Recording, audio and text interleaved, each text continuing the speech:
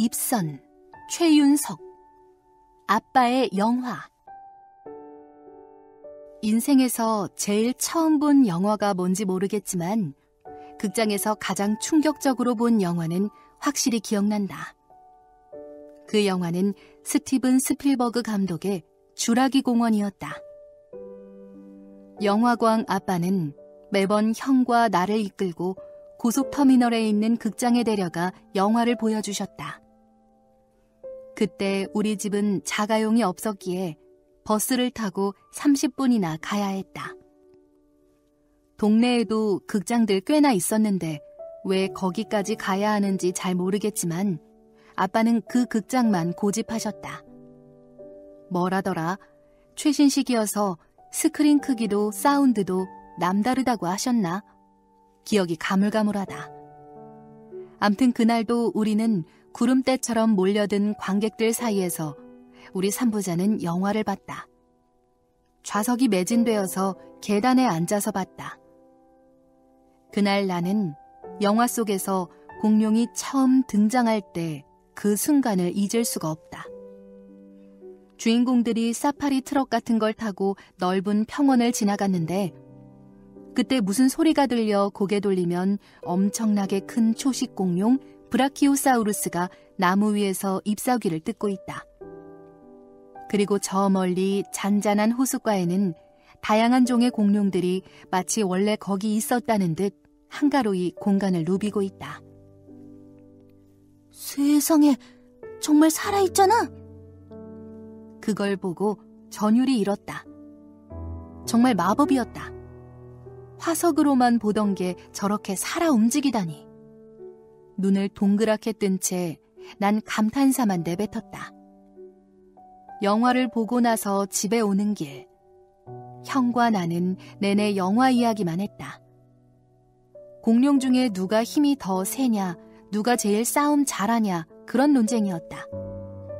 결론이 안 날 때는 아빠한테 물어봤는데 그럴 때마다 아빠는 답 없이 미소만 지으셨다. 당신은 늘 그런 식이었다. 필요할 때 빼고는 말이 거의 없으셨다. 버스에서 내려 집에 오는 길, 나는 아빠에게 다시 물었다. 아빠, 그럼 공룡은 이제 없는 거야? 영화처럼 부활시키면 되잖아. 이 바보야, 영화니까 그게 가능한 거지. 옆에서 까까머리 형이 대신 답했다. 시무룩해졌다. 초식 공룡이 있으면 진짜 좋을 것 같은데. 영화의 감흥이 식는 느낌이었다. 그런 날 보던 아빠는 자리에 앉으시더니 나보고 어깨 위에 올라타라 하셨다. 갑작스러웠지만 발이 아팠던 나는 옳다구나, 당신 어깨에 올라탔다. 겨우 1m 위였지만 세상은 달라 보였다. 거리를 밝히는 등불이 흔들려서 그런가 피부에 와닿는 공기마저 다르게 느껴졌다. 그렇게 목마를 탄 채 얼마나 걸었을까? 아빠가 갑자기 걸음을 멈추더니 뒤를 보라 하셨다. 윤석아, 저거 봐. 아직도 공룡이 살아있는데? 정말이었다. 가로등 불빛에 비친 우리의 그림자는 브라키오사우루스의 모습이었다. 기분이 좋아서일까? 나는 뿌뿌 하고 공룡 소리를 내었다. 형은 그런 날 보더니 질 수 없다는 듯 티라노사우루스 흉내로 날 위협했다. 그렇게 우리 삼부자는 어둑해진 밤거리를 주라기 시대로 돌려놓으며 엄마가 차려놓은 저녁을 향해 네 발로 걸어갔다. 그때 느꼈다. 내가 꿈꾸기도 전에 이미 내 꿈은 결정되어 있다는 걸. 아빠는 그런 내 꿈을 전폭 지원해 주셨다. 미술을 전공하셨기에 내게 그림 그리는 법을 알려주셨고 셰익스피어, 디킨즈, 알렉산드르 듀마의 소설책을 사주셨다. 아바와 나나 무스쿠리의 음악이 얼마나 아름다운지도, 축구 볼 때는 엉덩이 들썩여야 제맛이라는 걸 알게 해준 것도 당신이었다. 특히 당신은 찰리 채플린의 광팬이셨다. 집에는 채플린이 만든 모든 영화가 다 있었다. 모던 타임스, 황금광시대, 위대한 독재자, 시티라이트 등등. 그의 영화를 보면서 나는 조금씩 꿈을 키워나갔다. 그리고 운 좋게 나는 이야기를 만드는 사람이 되었다. 영화 감독 대신 드라마 PD라는 다소 안정적인 직업을 택했지만 말이다.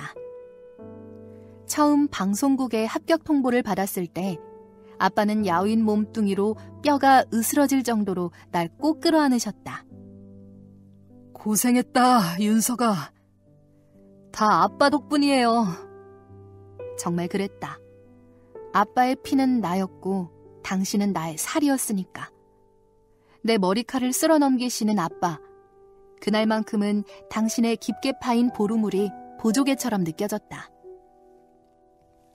아빠는 백혈병으로 투병 중이셨다. 5년 넘게 지속된 항암 치료와 통원, 그리고 기약 없는 입원이라는 무한 반복 속에 아빠도 나도 우리 가족 모두 지쳐만 갔다.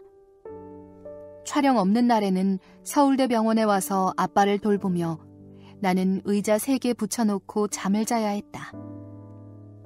괜찮아질 거라고 아빠를 늘 위로했지만 정작 나는 괜찮지 않았다. 너무 힘들었고 또 너무 피곤했다. 남들처럼 데이트도 하고 싶었고 또 쉴 때는 여행도 다니고 싶었기에. 지금 우리 아들 드라마 할 시간이네. 채널 좀 돌려봐요. 아빠는 내가 만든 드라마를 꼭 보셨다. 같은 병실 쓰는 다른 환자에게 저 드라마 우리 아들이 찍은 드라마라고 자랑도 하셨다. 아빠, 제가 찍은 건 아니에요. 저는 그냥 조연출이에요. 조연출이 어때서? 언젠가는 너도 연출할 거잖아. 괜히 그런 아빠의 관심이 부담스러웠다. 회사 일을 묻고 또 이성관계도 묻고 세상이 어떻게 돌아가는지도 늘 궁금해하셨으니까. 근데 요즘에는 소설이나 시나리오 안 쓰냐? 글쎄요, 시간이 없네요. 나는 건조한 목소리로 답했다. 난 네 글 좋은데. 그러면서 당신은 안타까워하셨다. 어느 날 아빠는 내게 다이어리 하나 구해달라 하셨다. 이유는 묻지 않았다. 지루한 병원 생활에 뭐라도 하는 게 당신을 위해 좋을 것 같았으니까. 아빠는 매일매일 뭔가를 쓰셨다. 일기라도 쓰시나? 그렇게 생각했다. 그렇게 몇 개월 지나고 아빠는 내게 다이어리를 건네셨다. 이게 뭐예요? 혹시 이야기 필요할까봐. 아빠는 수줍은 목소리로 내게 말씀하셨다. 얼마나 열심히 쓰셨는지 다이어리 전체에 글씨가 빼곡하게 적혀 있었다. 나는 열심히 읽었다. 아빠가 쓴 건 역사소설이었는데 이야기 자체는 흥미로웠지만 아무래도 아빠 나이가 있어서 그런지 전체적으로 좀 올드했다. 어떠니? 아빠 정말 고생하셨고 좋은데요. 요즘 트렌드의 이야기는 아닌 것 같아서 드라마 하기에는 조금 힘들 것 같아요. 그렇게 나는 아빠에게 말했다. 아, 그러니? 혹시나 해서. 아빠는 그렇게 담담하게 말씀하셨다. 솔직하게 말하는 게 좋을 거라 생각했다. 헛된 희망을 심어주는 것만큼 잔인한 건 없었으니까. 아빠는 내 어깨를 툭툭 치시더니 옆으로 돌아 누우셨다. 나는 다이어리를 다시 아빠의 서랍에 넣어두었다. 그리고 몇 개월 후 아빠는 돌아가셨다. 의사는 늘 마음의 준비를 하고 있으라 했지만 단 한순간도 그 말을 믿지 않았기에 당신의 빈자리는 너무나도 내게 크게 다가왔다. 평범한 일상 중에서도 발작처럼 눈물이 터져나왔다. 이제 곧 태어날 손녀를 한번 안게 해드리고 싶었는데 그러지 못해서.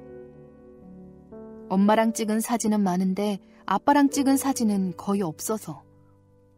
내가 연출한 드라마를 보여드리고 싶었는데 더 이상 그럴 수 없어서 가슴이 메어왔다. 퇴근하고 집에 오면 이제 7살이 된 딸이 날 반긴다. 열쇠를 열고 돌리자마자 어떻게 알았는지 녀석은 현관으로 뛰어온다. 장난꾸러기에다가 겁도 많은 게 딱 나를 빼다 박았다. 가끔 딸 얼굴을 가만히 보고 있으면 거울 보는 느낌이 들 정도다. 왜 이렇게 늦었어? 아빠 회의하느라. 먹을 거 안 사왔어? 조름껌이라도 먹을래? 오늘 내가 어린이집에서 쓴 시 보여줄까? 딸과의 대화는 늘 이런 식이다. 둘 다 서로 자기 이야기만 하는데 어떻게든 이야기는 통한다. 게다가 이야기의 끝은 한결같다. 아빠, 안아줘. 아빠 피곤한데. 내 대답 따윈 이미 상관없다는 듯 딸은 내 몸을 정글짐 삼아 기어오른다. 하루 종일 일하고 오느라 녹초가 된 상태지만 나도 모르게 고개를 숙이게 된다. 하루가 달리 점점 무거워지는데 조만간 호빵맨처럼 목을 갈아 끼워야 할 것 같다. 그렇게 딸을 목말 태우고 집안 이곳저곳 혹은 동네 한 바퀴 돌다 보면 예전 생각이 많이 난다.